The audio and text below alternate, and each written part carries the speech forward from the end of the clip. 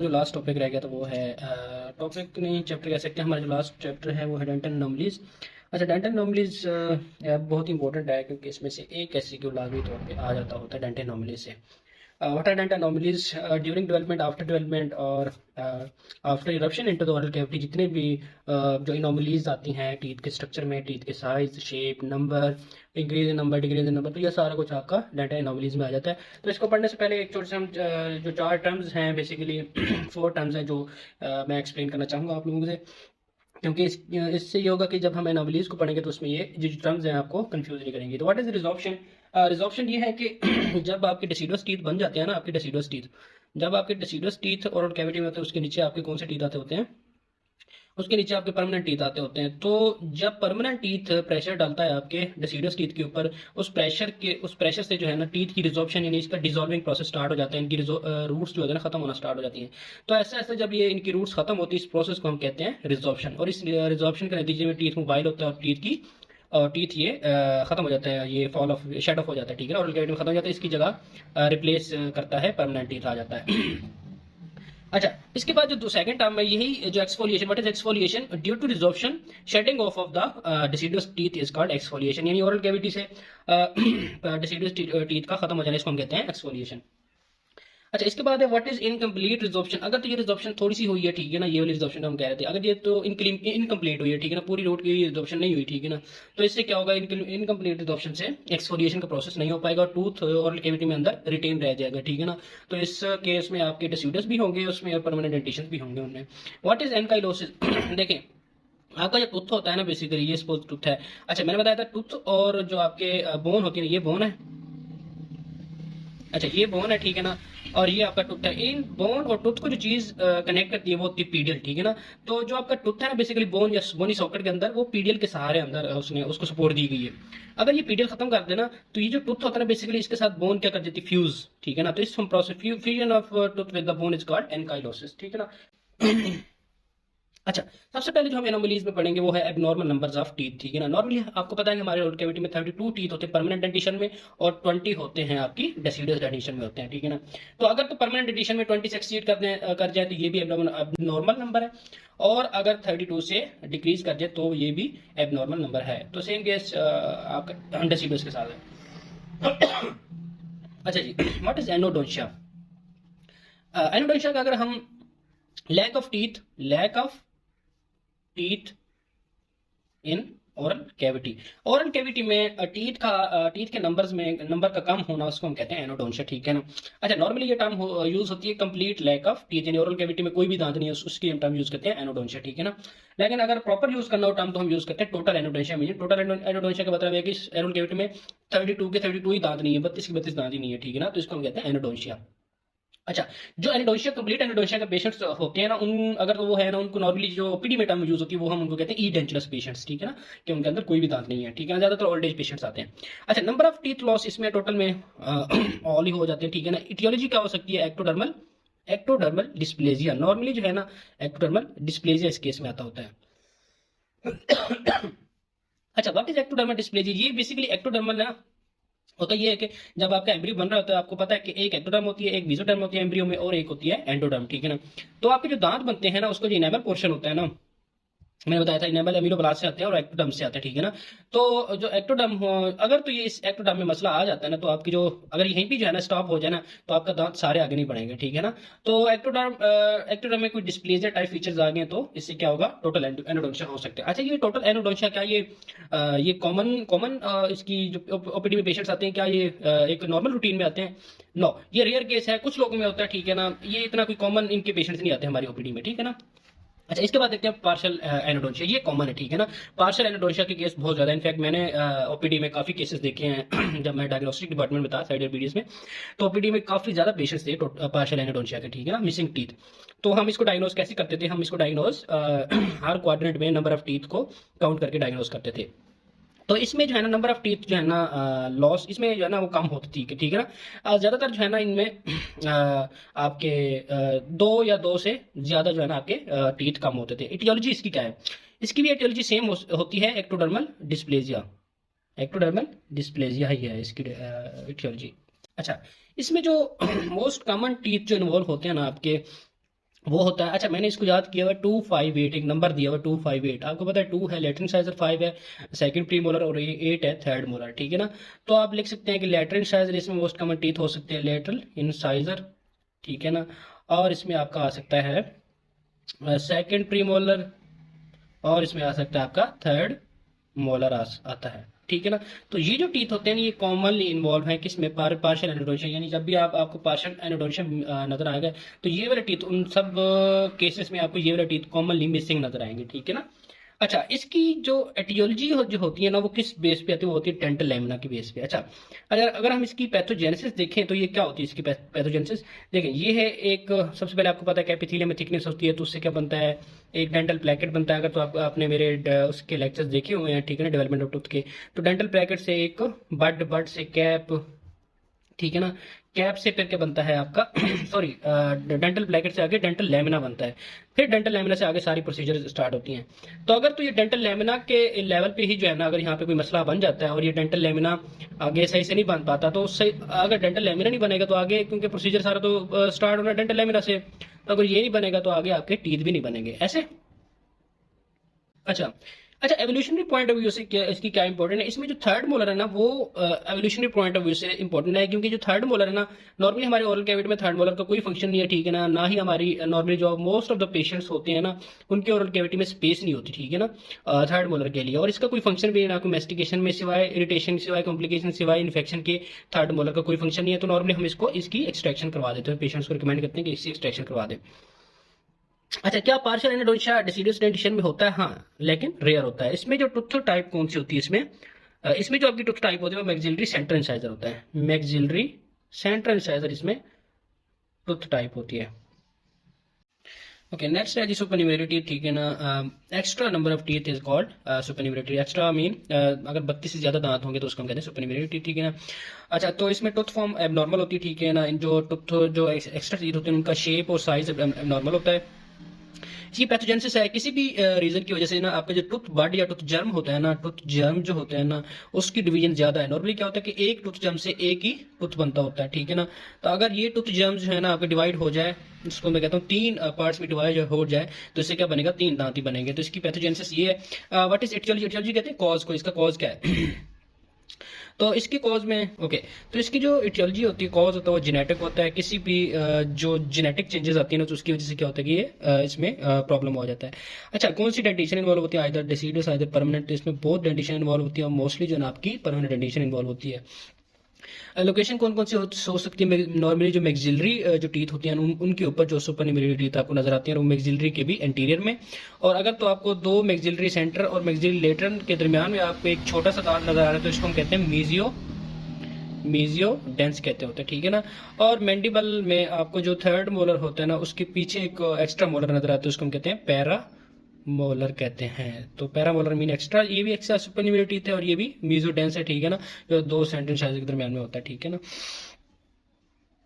अच्छा, इसके बाद जी अच्छा, इसका पार्शियल एनाडोंशिया और सुपरन्यूमेरी टीथ का रिलेशन ये है कि जो लोकेशन सुपरन्यूमेरी टीथ की है ना वो लोकेशंस किसकी भी हैं, पार्शियल एनाडोंशिया की भी हैं। अब हम पढ़ेंगे कि जो टूथ होता है ना उसका एबनॉर्मल साइज, यानी वो या तो बड़ा होगा या तो स्मॉल इन साइज होगा। तो एटियोलॉजी इसकी जेनेटिक होती है, साइज अगर तो टीथ के साइज में एबनॉर्मेलिटी आती है।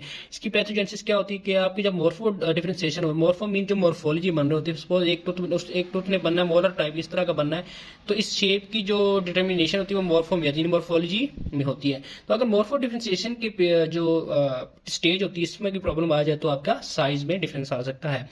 अच्छा, ये ऑल टीथ एबनॉर्मेलिटी के पूरी ओरल कैविटी में सभी टीथ में एबनॉर्मेलिटी आ जाए ये रेयर केस होता है, ये नॉर्मली होता नहीं है, एक या एक से ज्यादा टीथ में एबनॉर्मेलिटी आती है।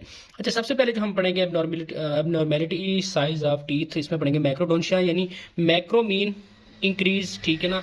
तो डोंशिया मीन दांत के जो साइज जो है ना वो इंक्रीज होगा। इसमें एक ट्रू केस आ जाता है। ट्रू मीन ये होता है कि जो आपका दांत होता है ना वो नॉर्मली आपका उसका वाकई में साइज बड़ा होता है नॉर्मल से ज्यादा, ठीक है ना।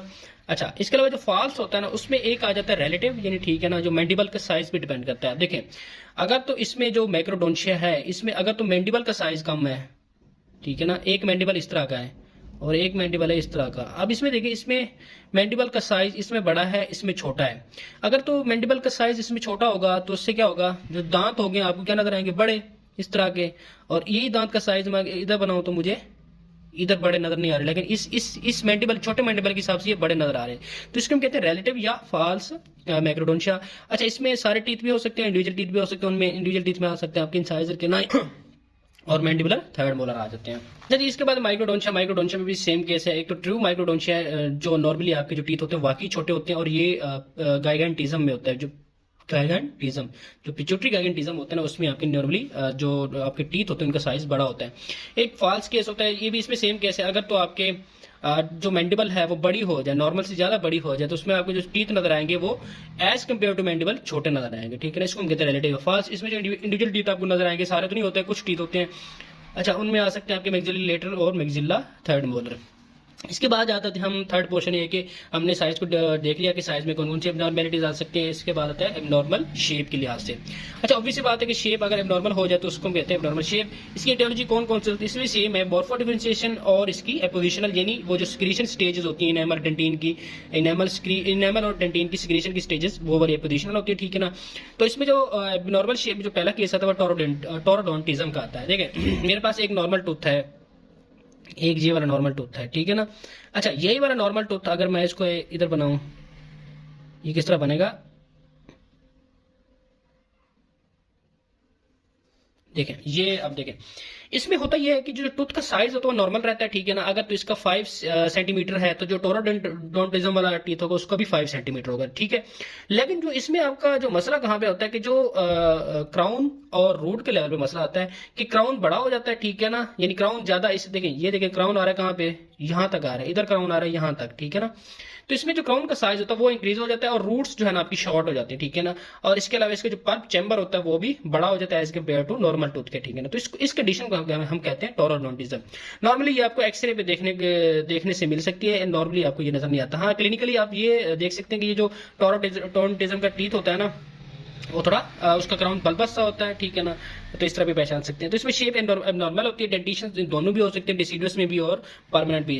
जो सीमेंटो इनेमल जंक्शन होता है उसमें आपको यहाँ पे कंस्ट्रिक्शन नजर आती है, ठीक है ना। सपोज यहाँ पे आपको एक कंस्ट्रिक्शन, इस तरह की कॉन्ट्रिक्शन नजर आएगी, ठीक है ना।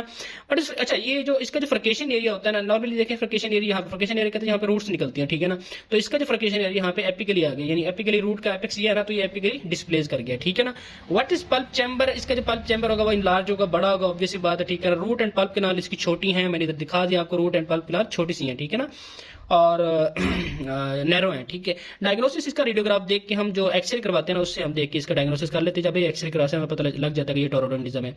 एटियोलॉजी इसकी हेरिडिटरी और सिंड्रोम्स भी हैं, कुछ सिंड्रोम लाइक आपके डाउन सिंड्रोम, क्लाइनफिल्टर सिंड्रोम, उसमें भी हो सकता है।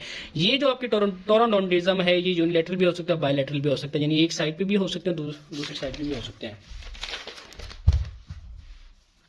अच्छा, व्हाट इज डायलैसिरेशन, देखें sharp bend at the level of root, ठीक है ना। एक टूथ है इस तरह, ठीक है ना, और एक टूथ है, ठीक है ना, ये सीमेंटो इनेमल जंक्शन, ठीक है ना, ये है जी टोरोडोंटिज्म, शार्प बेंड आया, ठीक है ना। ये रूट्स इस तरह हो गई हैं, ये रूट इस तरह हो गई है, शार्प बेंड आया उसके लेवल पे, रूट के लेवल पे, ठीक है ना। इसको हम कहते हैं क्या कहते हैं, डायलैसिरेशन कहते हैं, ठीक है ना।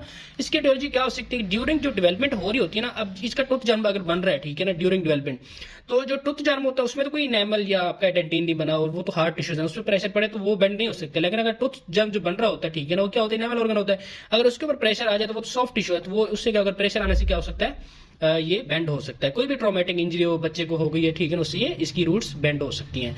अच्छा, व्हाट इज फ्लेक्शन, ठीक है ना, flexion is the same case, but ये जो है ना आपका जो फ्लेक्शन होता है ना, ये सीमेंटो इनेमल जंक्शन के लेवल पे नहीं होता, ये सिर्फ रूट के लेवल पे होता है। मैं कहता हूँ ये एक रूट है ना, तो ये यहाँ, ये सीमेंटो इनेमल जंक्शन यहाँ पे नहीं होगा, ये होगा रूट के मिड पोर्शन कह लें, यहाँ पे कह लें, ठीक है ना, ये रूट का मिड पोर्शन है, यहाँ पे कह लें, तो यहाँ पे ये एक पूरी रूट है, तो उसके दरमियान में एक फ्लेक्शन यानी शार्प बेंड है, इसको हम कहते हैं फ्लेक्शन। इसकी भी एटियोलॉजी सेम है, जस्ट लाइक डायलैसिरेशन, इंजरी और इसका प्रेशर आ सकता है। अच्छा, ये शार्प बेंड आते हैं। व्हाट इज जेमिनेशन, जेमिनेशन अच्छा, इसकी जो एटियोलॉजी मैं बता देता हूँ, ठीक है ना। इसकी भी हेरिडिटरी भी होती है और कोई भी सिस्टम के लोकल फैक्टर्स हो सकते हैं। बहरहाल इसकी जो पैथोजेनेसिस मैं बता देता हूँ कि एक सिंगल टूथ जर्म से कितने बनते हैं, एक ही टूथ बनता होता है नॉर्मली, ठीक है ना। कितने बनते होते हैं, एक ही टूथ बनता होता है। लेकिन अगर इस सिंगल जर्म में कुछ स्प्लिटिंग आ जाए, एक से दो बन जाए, ठीक है ना, तो क्या होगा, दो टूथ बन जाएंगे, ठीक है ना। लेकिन ये पूरी स्प्लिटिंग नहीं होती है, इनकम्प्लीट स्प्लिटिंग होती है। तो इससे इनकम्प्लीट स्प्लिटिंग से ये होता है कि इसमें एक रूट होती है, ठीक है ना। इसमें जो मोस्ट कॉमनली टीथ होते हैं इंटीरियर, ठीक है ना। नंबर ऑफ रूट्स इसमें होते हैं नॉर्मली 1 होती है, 2 भी हो सकते हैं अगर कंप्लीट इसकी स्प्लिटिंग हो जाए टूथ जर्म की। लेकिन इसमें जो पल्प होता है वो कॉमन होता है। पल्प क्या होता है इसमें आपको कॉमन नजर आता है। जो आपको मिक्सिंग नजर आती है, इनेमल इनका मिक्स होता है और इनकी डेंटिन वो भी मिक्स होती है।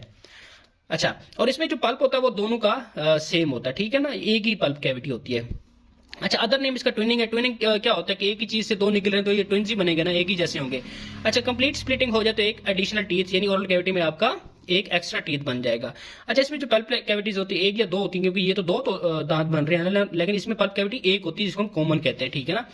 अच्छा, आगे आ जाता है आपका फ्यूजन। देखें अगर तो ड्यूरिंग डेवलपमेंट जो आपके टूथ जर्म होते हैं, ये 2 दांत के, इसको में कहते हैं ये सेंट्रल इंसाइजर है और ये लैटरल इंसाइजर है, ठीक है ना। तो अगर इनके दांत टूथ जर्म ड्यूरिंग डेवलपमेंट अगर ये आपस में मर्ज कर गए तो इस मर्जिंग के नतीजे में जो दांत बनेगा ना वो फ्यूज्ड बनेगा, ठीक है ना। तो 2 दांत फ्यूज्ड बन गया, ठीक है ना। अच्छा, मैं आगे ये बताऊंगा कि जेमिनेशन और फ्यूजन के टीथ ना आपस में दिखने में दोनों सेम लगते हैं, ठीक है ना। बस हम इसको डिफरेंशिएट कैसे करेंगे वो रेडियोग्राफ से करते हैं। खैर, अच्छा, इसकी एटियोलॉजी है ना एग्जैक्टली तो नहीं पता हमें, लेकिन ये भी जो है ना प्रेशर और इसमें अगर जेनेटिक चेंजेस आ जाए हेरिडिटरी, ये वाले भी हो सकते हैं इसमें। अच्छा, इसमें जो नंबर ऑफ क्राउन्स होते हैं ना वो एक ही होता है, ठीक है ना। उसमें नंबर ऑफ क्राउन्स कितने थे, उसमें 2 थे जेमिनेशन में, और उसमें नंबर ऑफ रूट्स 1 थी, ठीक है ना। उसमें नंबर ऑफ क्राउन 2 थे, इसमें जो नंबर ऑफ क्राउन है वो 1 है। नंबर ऑफ रूट्स कितनी है इसमें, नॉर्मली 2 होती हैं, उसमें रूट 1 थी, यानी ये जेमिनेशन का अपोजिट बन रहा है आपका फ्यूजन, ठीक है ना। अच्छा, इसके अलावा जो लेकिन इसमें जो रूट्स होती है ना आपकी रियरली इन्वॉल्व होती हैं कि वो जो फ्यूज हो जाए। नॉर्मली रूट्स 2 ही रहती हैं, क्राउन 1 रहता है, ठीक है ना। जो मोस्ट टीथ इसमें इन्वॉल्व होती हैं वो आपके एंटीरियर टीथ, उसमें भी एंटीरियर के सेंट्रल इंसाइजर और लेटरल इंसाइजर आ जाते हैं। इसमें जो पल्प कैविटीज होती है ऑब्वियसली बात है 2 ही होंगी, क्योंकि दो टूथ जर्म है, लेकिन आपकी जेमिनेशन में 1 पल्प कैविटी थी, ठीक हो गया। हम इसको जो डिफरेंशिएट करते हैं वो एक्सरे की बेस पे करते हैं, रेडियोग्राफ की बेस पे हमें पता लग जाता है कि इसमें अगर 1 रूट है तो 2 दांत मिले हुए। दूसरा, इसको हम क्लिनिकली जो इसका डायग्नोसिस या डिफरेंशिएट करते हैं फ्रॉम जेमिनेशन, क्योंकि आपका जो फ्यूजन है 2 जर्म से टूथ जर्म से मिलकर बना हुआ तो 1 नजर है। तो जब ओरल कैविटी में हम दांत काउंट करेंगे तो आपको 1 दांत कम नजर आएगा, उसमें 1 दांत आपको या तो एडिशनल मिल सकता है अगर तो कंप्लीट स्प्लिटिंग हुई है, ठीक है ना, या इनकम्प्लीट स्प्लिटिंग हुई तो आपको फ्यूज नजर आए, लेकिन उसमें दांत आपको पूरे नजर आएंगे, कंप्लीट दांत नजर आएंगे। ओके, इसमें जो मोस्ट कॉमन डेंटेशन इन्वॉल्व होती हैं आपकी फ्यूजन में, वो इसमें मोस्ट कॉमन जो डेसिडुअस डेंटेशन होती है वो इन्वॉल्व होती हैं। ये इनफैक्ट मेरे जो भतीजा है ना उसके दांत में फ्यूजन है, मैंने देखा हुआ है। अच्छा, अदर नेम इसमें क्या आ जाते हैं, इसके अदर नेम इसमें, अच्छा, ये ब्रॉड टर्म में भी फ्यूजन यूज कर सकते हैं, जेमिनेशन भी कह सकते हैं, ट्यूनिंग बेस कह सकते हैं, फ्यूजन के पे कह सकते हैं। अच्छा, कॉन्करेशन क्या होता है, union of root structure of 2 और मोर टीथ, ठीक है ना। अगर या 2 से ज्यादा जो टीथ होते हैं उनकी जो रूट्स है ना वो फ्यूज हो जाए, उनको हम कहते हैं कॉन्करेशन, ठीक है ना। अच्छा, इसकी अगर एटियोलॉजी देखें तो ये ड्यूरिंग इरप्शन होती है, ड्यूरिंग डेवलपमेंट नहीं होती है। इरप्शन हो जाए टूथ की ओरल कैविटी में आ जाए तो उसके बाद जो है ना अगर तो किसी भी प्रेशर की वजह से जो है ना वो दांत इकट्ठे आए हैं तो उनके सीमेंटम आपस में फ्यूज कर गए, तो इसको हम कहते हैं कॉन्करेशन कहते हैं, यानी यूनियन ऑफ रूट ऑफ 2 और मोर टीथ, ठीक है ना। एटियोलॉजी इसकी, अच्छा, ये मैंने बता दिया। डिफरेंस हम इसको कैसे करेंगे फ्यूजन से। अच्छा, फ्यूजन में ये होता है कि इनेमल और डेंटिन इन्वॉल्व होते हैं, ठीक है ना, लेकिन इसमें इनेमल और डेंटिन कॉन्करेशन में इन्वॉल्व नहीं होते। लेकिन इसमें क्या चीज इन्वॉल्व होती है, इसमें कॉन्करेशन में इसमें सीमेंटम इन्वॉल्व होता है। इसकी कॉम्प्लिकेशन क्या हो सकती है, देखिए नॉर्मली क्योंकि हम इसको पढ़ भी इसलिए नहीं कि डेंटल ओपीडी में अगर ये इस तरह का पेशेंट आ गया तो हमें क्या कॉम्प्लिकेशन दिखने में नजर आ सकती है। तो इसमें ये होता है कि एक्सट्रैक्शन में प्रॉब्लम हो सकता है, ऑब्वियसली बात है। 2 दांत हैं, ठीक है ना, उनकी रूट्स आपस में मिली हुई है, ठीक है ना, ये इन्होंने फ्यूज हुई है, ठीक है ना। हमने इस दांत को निकालना, ये केरियस है, तो अगर हम इसको निकालेंगे तो ये वाला इसमें प्रेशर आएगा, ये तो सही है, हम इसको नहीं निकाल सकते। और दूसरा ये है कि जब हम इसको प्रेशर से निकालेंगे तो ये बोन आपकी ब्रेक हो सकती है, तो ये काफी कॉम्प्लिकेशन कॉज कर सकती है। तो इसके लिए हम इसकी सर्जिकल यानी बोन को कट करके इसको रिमूव करते हैं और इसके सीमेंटम को इसको सेपरेट करवाते हैं। अच्छा, what is segmented root, 2 separated root, ठीक है ना, एक ही रूट है, ठीक है ना, वो दरमियान में उसके ब्रेक आ गया, उसको हम कहते हैं सेगमेंटेड रूट। इसकी एटियोलॉजी क्या हो सकती है, ड्यूरिंग हार्टवेग एपिथेलियल रूट शीट। आपको पता है कि हार्टवेग क्या होती है, जब क्राउन बन जाता है ना, ठीक है ना, तो क्राउन जब बन जाता है तो उससे एक डबल लेयर एक सेल की निकलती है, ठीक है ना, इनर एनामेल एपिथेलियम और आउटर एनामेल एपिथेलियम से, तो उसको हम कहते हैं हार्टवेग एपिथेलियल रूट शीट, जो कि जहां से क्या निकलते हैं, सीमेंटोब्लास्ट और सीमेंटम की फॉर्मेशन कराते हैं। तो अगर ये जो हार्टवेग निकलती है तो इसमें कोई भी सिस्टम में इन्फ्लेमेशन कुछ भी हुआ तो यहाँ पे एक पहले स्टॉप हुई, फिर जो है ना एक ब्रेक दे के यहाँ से दोबारा स्टार्ट है, तो इसमें एक सेगमेंट आ गया। तो ये इसकी एटियोलॉजी ये है। व्हाट इज ड्वार्फ रूट, ठीक है ना, नॉर्मल साइज से कम हो जाना अगर तो रूट का साइज, ठीक है ना, उसको हम कहते हैं ड्वार्फ रूट, ठीक है ना, ड्वार्फिज्म वाला केस ही है। इसमें जो क्राउन साइज होता है वो नॉर्मल होता है, रूट साइज नॉर्मल होता है। इसमें जो क्राउन होता है ना लेकिन उसमें जो इसमें जो क्राउन होता है ना वो इन साइजो सर्वाइकली जो है ना उसमें कन्वेक्सिटी नजर आती है, ठीक है ना। तो अगर मैं कहता हूँ कि ये एक क्राउन है, ठीक है ना, ठीक है ना, ये सर्वाइकल एरिया, ये इंसाइजल है, ठीक है ना, ये नॉर्मल है। लेकिन अगर मैं बनाऊँ ना डवार्फ रूट वाला, वो किस तरह होगा, वो इस तरह नजर आएगा आपको, ये कन्वेक्सिटी नजर आ रही है आपको, ठीक है ना, इस तरह, ठीक है ना। अच्छा, इसमें जो मोस्ट कॉमन टीथ होते हैं वो इंटीरियर होते हैं, और उस इंटीरियर में भी आपके मैक्सिलरी सेंटर इंसाइजर्स होते हैं। इसकी कॉम्प्लिकेशंस क्या हो सकती हैं जो आपके डवार्फ रूट होते हैं। अच्छा, ये बायलैटरल होता है, ठीक है ना। इसकी एटियोलॉजी मैंने बताई है, हेरिडिटरी होती है। कॉम्प्लिकेशन इसकी ये हो सकती है प्री मेच्योर एक्सफोलिएशन होती है। देखें, अगर तो 20 साल की उम्र में आपका दांत छोटी रूट्स होने की वजह से बाहर आ जाता है ओरल कैविटी से, तो इसको हम कहते हैं प्री मेच्योर एक्सफोलिएशन। उसकी रीजन ये है कि उसकी रूट्स छोटी हैं, सपोर्ट कम है, ठीक है ना। अच्छा, इसको आपने ऑर्थोडोंटिक ब्लंट रूट टीथ से कंफ्यूज नहीं करना। उसकी जो ऑर्थोडोंटिक ये होता है, जब आप ब्रेसेस लगवाते हैं, तारे लगवाते हैं दांत सीधा करने के लिए, तो उसके नतीजे में जब तारे लगती है तो टीथ के ऊपर प्रेशर आता है, उनकी जो रूट्स होती है ना वो रिजॉल्व होना स्टार्ट हो जाती है, छोटी होना स्टार्ट हो जाती है, ठीक है ना। तो ये जो रूट्स होती हैं ये भी सिमिलर नजर आती है जैसे आपकी डवार्फ रूट्स हों, ठीक है ना। व्हाट इज हाइपर सीमेंटोसिस, ठीक है ना। अगर तो सीमेंटम एक्सेसिव सीमेंटम फॉर्मेशन हो जाए तो उसको हम कहते हैं हाइपर सीमेंटोसिस। इसकी इटियोलॉजी क्या है, अगर कोई ट्रॉमा हुआ है, ठीक है ना, ट्रॉमा देखें जो आपका सीमेंटम है ना वो रिएक्शन, ठीक है ना, अगर तो उसको प्रेशर या कोई ट्रॉमा लगा है ना तो उससे ये है कि उसकी फॉर्मेशन स्टार्ट हो जाएगी, ठीक है ना।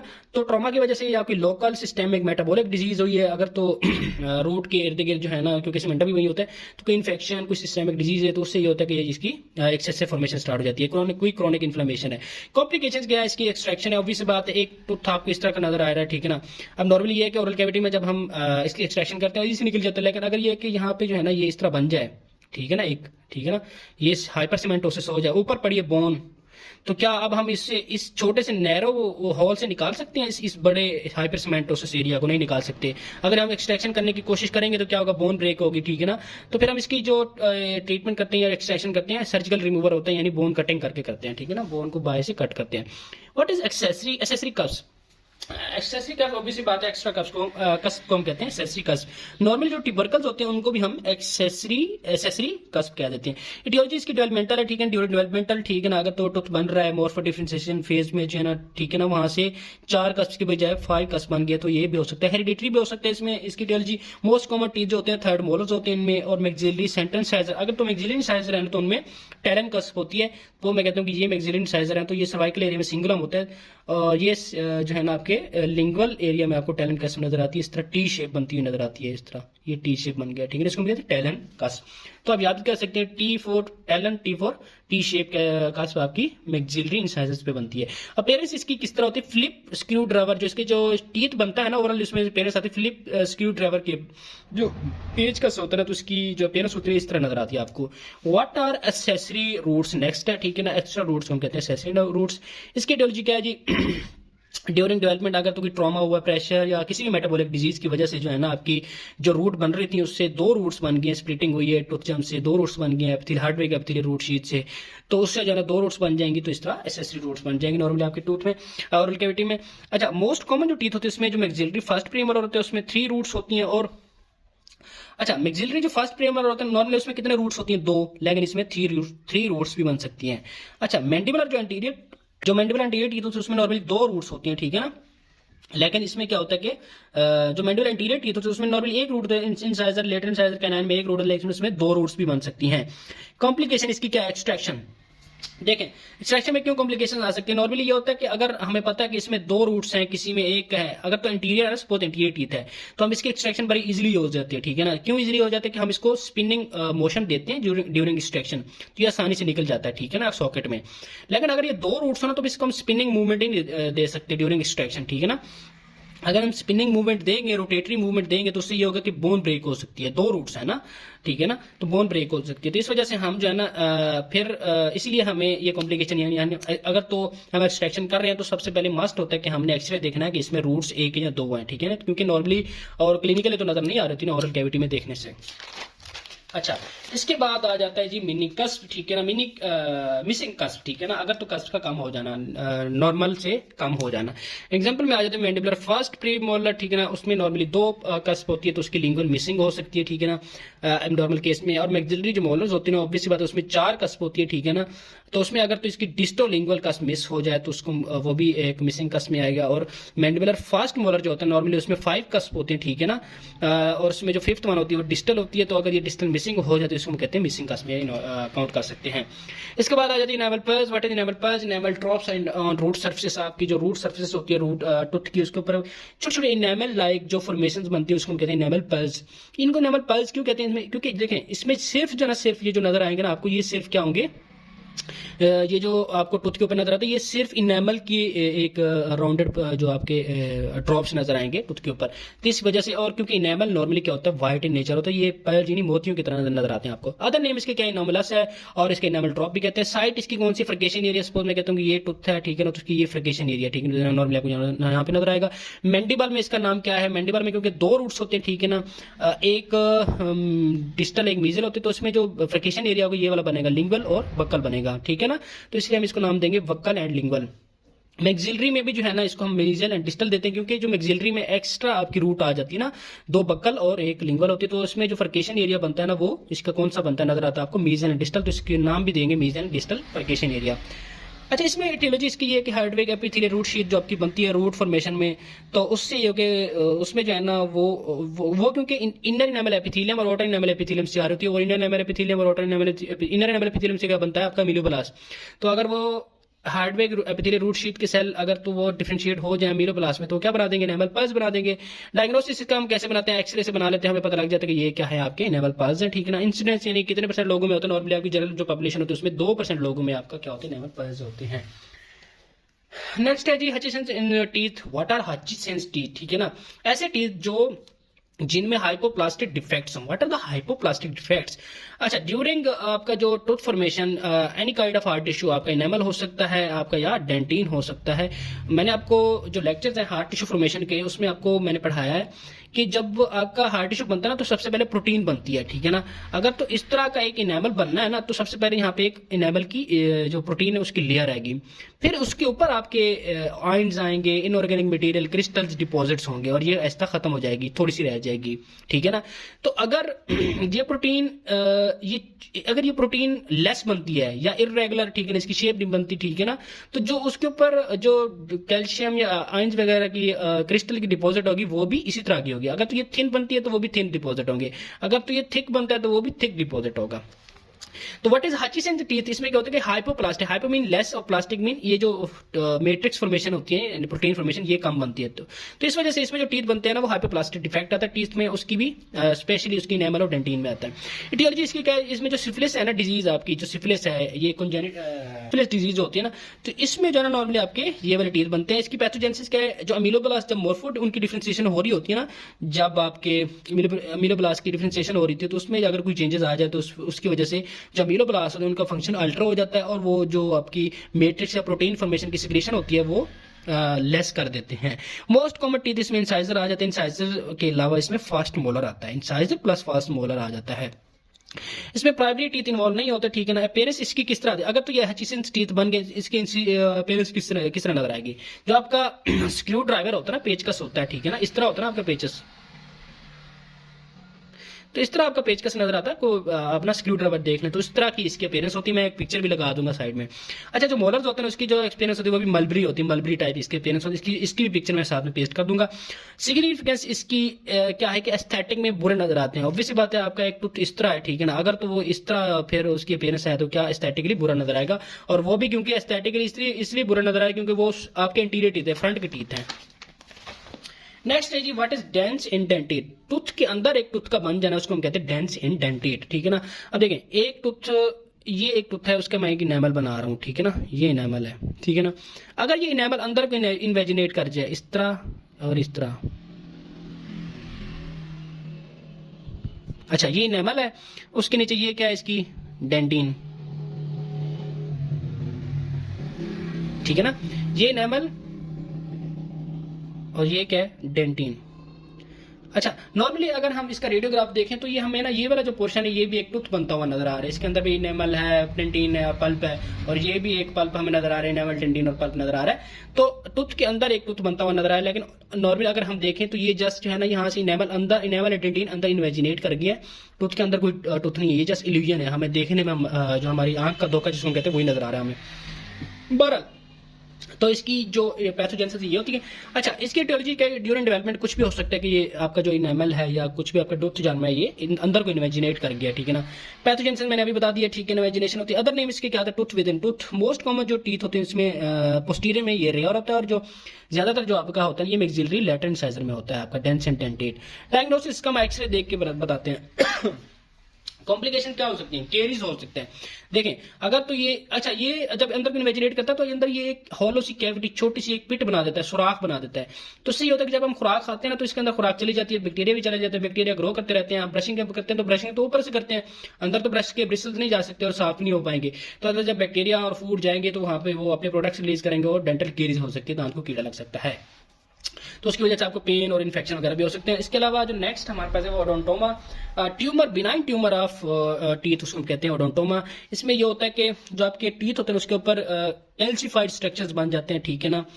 दो टाइप्स का ओडोंटोमा होता है, कॉम्प्लेक्स होता है, ठीक है ना, एक होता है कंपाउंड। जो कॉम्प्लेक्स होता है ना वो जो होता है ना वो जस्ट कैल्सिफाइड स्ट्रक्चर्स होते हैं, वो टूथ से मिलते जुलते नहीं होते, जस्ट कैल्सिफाइड स्ट्रक्चर्स होते हैं। उसका मतलब ये है कि ना उसमें इनेमल होता है ना उसमें डेंटिन होता है, ठीक है ना, बस वो कैल्सिफाइड स्ट्रक्चर्स होते हैं, ठीक है ना। इसकी रिजेंबलेंस नहीं होती टूथ के साथ कॉम्प्लेक्स में, लेकिन जो आपको कंपाउंड होता है ना इसमें जो कैल्सिफाइड स्ट्रक्चर्स बनते हैं ना वो ऑलमोस्ट सिमिलर टू टूथ होते हैं, क्योंकि उसमें इनेमल लाइक और डेंटिन लाइक स्ट्रक्चर्स होते हैं। अच्छा जी, नेक्स्ट है जी हमारे पास इनेमल डिस्प्लेजिया, ठीक है ना। अच्छा, ये भी एक मुश्किल बात नहीं है, ठीक है ना। जब आपका इनेमल बन रहा होता है ना तो मैंने बताया, तो सबसे पहले क्या होता है, मैट्रिक्स वेसिकल फॉर्मेशन होती है, मैट्रिक्स फॉर्मेशन होती है, ठीक है ना। मैट्रिक्स क्या होता है कि प्रोटीन सिक्रीशन होती है, कोलेजन की। कोलेजन तो नहीं होता इनेमल में, इसके अपनी प्रोटीन होती है इनेमल वगैरह। लेकिन जब इनेमल की प्रोटीन सिक्रीट हो जाती है तो उसकी जगह क्या आते हैं, आयंस वगैरह आते हैं, कैल्शियम फॉस्फेट्स, हाइड्रोक्साइड आयन, वो क्रिस्टल फॉर्मेशन कराते हैं और इस तरह आपका एक इनेमल का इस तरह एक स्ट्रक्चर बन जाता है, ठीक है ना। तो अगर तो हाइपोप्लेजिया यानी जो मैट्रिक्स फॉर्मेशन है उसमें एबनॉर्मेलिटी आ जाए, या तो वो कम स्क्रीट हो या ज्यादा हो, और दूसरा ये है कि जब ये मैट्रिक्स स्क्रीट हो जाए उनमें उसकी हाइपो मीनी लेस कैल्सिफिकेशन, मीन उसकी कैल्सिफिकेशन है तो उसको हम कहते हैं इनेमल हाइपोकैल्सिफिकेशन। तो इसमें जो सबसे पहला जो केस आता है ना वो आता है अमीलोजेनेसिस इम्परफेक्टा का। इसका जो एटियोलॉजी है वो हेरिडिटरी है। इसमें जो आपको अमीलोजेनेसिस में अमीलोब्लास्ट इनेमल फॉर्मेशन में जो इम्परफेक्ट मीन इम्परफेक्ट, ठीक है ना। तो अमीलोजेनेसिस इम्परफेक्ट इनेमल फॉर्मेशन को हम कहते हैं अमीलोजेनेसिस इम्परफेक्टा, ठीक है ना। इसकी जो कॉज है, एटियोलॉजी है, हेरिडिटरी है। इसमें इनेमल डिस्प्लेज यानी एबनॉर्मल इनेमल बनता है। ये कंप्लीट एब्सेंट भी हो सकते हैं किसी केस में इनेमल, ठीक है ना, उसको हम कहते हैं फेल्ड मैच्योर इनेमल कहते हैं। कॉम्प्लिकेशन इसकी क्या है कि एस्थेटिकली बुरा है, ठीक है ना, और इसमें डेंटल केरीज की ज्यादा चांसेस होते हैं, क्योंकि अगर तो आपका इनेमल ही नहीं ठीक है ना, ये टूथ है उसका इनेमल ही नहीं ठीक, इनेमल तो सबसे ज्यादा हार्ड है, ठीक है ना, हमारी बॉडी में सबसे ज्यादा हार्ड टिश्यू, ठीक है ना, और ये अगर इनेमल ही नहीं ठीक तो नीचे डेंटिन एक्सपोज हो जाएगी, और डेंटिन वैसे सॉफ्ट होती है, उसके ऊपर बैक्टीरिया एक्ट करेंगे तो इसकी डेंटल केरीज होगी। डेंटल केरीज से आपका दांत पूरा खराब हो जाएगा और इस तरह आपको पेन और आपका दांत भी खराब हो जाएगा। तो इसकी कॉम्प्लिकेशन में ये आ जाता है। इसके बाद नेक्स्ट है हमारे पास dental fluorosis. What is dental fluorosis? अगर तो आपका दांत है ना, ये दांत है आपका, अगर तो इसमें कैल्शियम की जगह, क्योंकि नॉर्मली आपका जो क्रिस्टल होता है ना वो कैल्शियम फॉस्फेट्स होते हैं उसमें और हाइड्रोक्सल आयन होते हैं, ठीक है ना। कैल्शियम की जगह आपके क्रिस्टल में फ्लोराइड आ जाए तो इसको हम कहते हैं फ्लोरोसिस। अच्छा, ये फ्लोरोसिस वैसे अच्छी चीज है, ठीक है ना, फ्लोरोसिस, क्योंकि ये केरीज रेजिस्टेंट है, यानी इससे केरीज नहीं हो पाती, ठीक है ना। लेकिन बुरा किस लिए है कि ये व्हाइट ओपेक्स यानी बिल्कुल ही व्हाइट आपको ना ये दाने नजर आते हैं टीथ के ऊपर, ठीक है ना, इस तरह, ठीक है ना, और ये एस्थेटिकली बुरे नजर आते हैं, बिल्कुल ही सफेद होते हैं, व्हाइट होते हैं, तो ये एस्थेटिकली बुरे होते हैं, इसका एस्थेटिकल कंसर्न है, ठीक है ना। पैथोजेनेसिस इसकी क्या है कि ड्यूरिंग जो आपकी कैल्सिफिकेशन हो रही होती है उस टाइम अगर तो आप ऐसा वाटर यूज कर रहे हैं, नॉर्मली जो फैसलाबाद में फ्लोरिनेटेड वाटर होता है, ठीक है, उसमें फ्लोराइड ज्यादा होता है, तो अगर तो बच्चा उस दौरान वो वाला पानी पी रहा है तो उसमें जो है ना फ्लोराइड ड्यूरिंग कैल्सिफिकेशन कैल्शियम की जगह फ्लोराइड क्रिस्टल में जगह ले लेगा, और इस तरह जो है ना आपको जो टीथ नजर आएंगे वो फ्लोरोसिस के टीथ नजर आएंगे। अगर तो वाटर के अंदर 1 ppm से ज्यादा फ्लोराइड है तो इस तो आपको ये वाले टीथ मिल सकते हैं। अच्छा, इसमें होता है कि हाइपोकैल्सिफिकेशन जो इसमें हो जाती है, ठीक है ना। कैल्सिफिकेशन हाइपोमीन क्या है, कैल्सिफिकेशन कैल्शियम का आना, तो हाइपोकैल्सिफिकेशन है क्योंकि इसमें फ्लोराइड ज्यादा है। अब फिर ऐसे कि व्हाइट फ्लैक्स नजर आते हैं आपको, छोटे छोटे से सफेद सफेद दाने नजर आते हैं, ठीक है ना, छींटे नजर आते हैं। कॉम्प्लिकेशन की स्टार्टिंग मैंने बता दी। सिग्निफिकेंस क्या है कि रेजिस्टेंट टू केरीज हो, इसका ये एक फायदा ये है कि इससे केरीज के चांसेस कम हो जाते हैं। नेक्स्ट है जी फोकल हाइपोमैचुरेशन। चौक की वाइट, ठीक है ना, चौक आपने देखा है opaque area on facial surface of teeth, ये सर्कुलर टाइप होता है, इसको कहते हैं focal hypomaturation. What is Turner teeth, ठीक है। एक डेसिडस टीथ है, ठीक है ना, आपको पता है उसके नीचे आपका जो सक्सेसर टीथ होता है ना परमानेंट, वो इसके नीचे आता होता है, ठीक है ना, ये ओरल कैविटी में उसके नीचे ये आता है। अगर तो किसी भी रीजन की वजह से सक्सेडेड इसमें केरीज हो गया और ये जो है ना इसमें इन्फेक्शन हो गया, तो इन्फेक्शन नीचे वाले टीथ में आपको परमानेंट बन रहा है। तो अगर तो परमानेंट टीथ की कैल्सिफिकेशन हो रही है या वो उसकी फॉर्मेशन हो रही है, तो उस दौरान इन्फेक्शन हो गया, तो उस इन्फेक्शन से क्या होगा, आपको जो इनेमल है परमानेंट टीथ का या डेंटिन है या इसकी फॉर्मेशन हो रही है वो इफेक्ट होगी। तो इसकी वजह से जो आपके जो टीथ होते हैं ना, इनका जो इनेमल होता है वो भी खराब बनता है और इसका जो डेंटिन होती है वो भी खराब बनती है। तो इसके नतीजे में जो टीथ बनता है उसको हम कहते हैं टर्नर टीथ। नॉर्मली वो शॉर्ट होता है और उसमें जो इनेमल होता है उसकी कलर चेंज होता है, ठीक है ना, और टीथ के ऊपर भी आपको नजर आ रहा है। मैं साथ में पिक्चर पेस्ट कर दूंगा। एटियोलॉजी इसकी क्या इन्फेक्शन मैंने बता दिया, अगर तो डेसिडस टीथ में कोई भी केरीज इन्फेक्शन हुआ है या कोई हमने एक्सट्रैक्शन की डेसिडस टीथ की, ठीक है ना, तो उस एक्सट्रैक्शन की केस में कोई भी ट्रॉमा हुआ है आपके परमानेंट टीथ को, तो उससे भी ये टर्नर टीथ बन सकते हैं। पैथोजेनेसिस क्या है इसकी, अगर तो इसमें यह कि इनेमल जो मैट्रिक्स सिक्रीशन पीरियड होता है ना, जहाँ पे मैट्रिक्स कहते हैं प्रोटीन फॉर्मेशन, ठीक है ना, तो उस दौरान अगर कोई इन्फेक्शन हो गया तो इसमें यह होगा कि आपकी जो परमानेंट टीथ बनेगा उसका जो इनेमल होगा वो डिस्प्लेजिया बनेगा। कॉम्प्लिकेशन क्या है इसकी एस्थेटिकली, क्योंकि जो आपका सपोज में कहते हो ये टीथ है ना, तो उसके ऊपर एक कस्प के ऊपर ना एक वाइट येलो सा एक येलो डार्क एरिया बना होता है, तो ये एस्थेटिकली वैसे भी एक स्पॉट बन जाए टीथ के ऊपर तो ये एस्थेटिकली बुरा नजर आएगा। अच्छा, लास्ट टॉपिक है जो हमारा डेंटिन डिस्प्लेजिया। ये सिमिलर केस है जस्ट लाइक इनेमल डिस्प्लेजिया, यानी इनेमल का एबनॉर्मल बनना। तो इसके अगर तो आपके डेंटिन एबनॉर्मल बन जाए तो उसको हम कहते हैं dentin dysplasia, disturbance of dentin matrix and calcification. अगर तो उसकी मैट्रिक्स फेज में और कैल्सिफिकेशन में कोई डिस्टर्बेंस आ जाए तो उससे डेंटिन डिस्प्लेजिया हो जाता है। इसके अलावा जी टेट्रासाइक्लिन स्टेनिंग, देखिए टेट्रासाइक्लिन आपको पता है एक एंटीबायोटिक है, ठीक है ना, अगर तो एंटीबायोटिक अगर तो एक मदर ले रही है एंटीबायोटिक, ठीक है ना, नॉर्मली ये इसी वजह से अगर हम हिस्ट्री लेते हैं पेशेंट से, अगर तो फीमेल मदर है वो प्रेग्नेंट है तो हम उसको टेट्रासाइक्लिन एंटीबायोटिक नहीं देते, हम उसकी अदर जो ड्रग ऑफ चॉइस है वो देते हैं। क्योंकि जो टेट्रासाइक्लिन होती है ना, ये जब बच्चों में दांत बन रहे होते हैं ना, तो ये टेट्रासाइक्लिन ड्यूरिंग जब आपको कैल्सिफिकेशन पीरियड है ना, वो कैल्शियम या किसी भी आयन की जगह ये टेट्रासाइक्लिन इनकॉर्पोरेट हो जाती है, और ये टेट्रासाइक्लिन जब इनकॉर्पोरेट हो जाती है तो ये निकलती नहीं है, तो जो बच्चों के दांत होते हैं ना वो आपको येलो नजर आते हैं, ठीक है ना, आपको येलो दांत नजर आते हैं, और ये लाइफ लॉन्ग होता है, ठीक है ना, तो ये एस्थेटिकली बुरे होते हैं बहुत ज्यादा जो टेट्रासाइक्लिन स्टेनिंग के दांत होते हैं। तो नॉर्मली हम इनके ऊपर क्राउन चढ़ाते हैं, इसकी वेनेरिंग कर देते हैं क्योंकि एस्थेटिकली बुरे होते हैं। इसके बाद ये डेंटिनोजेनेसिस इम्परफेक्टा।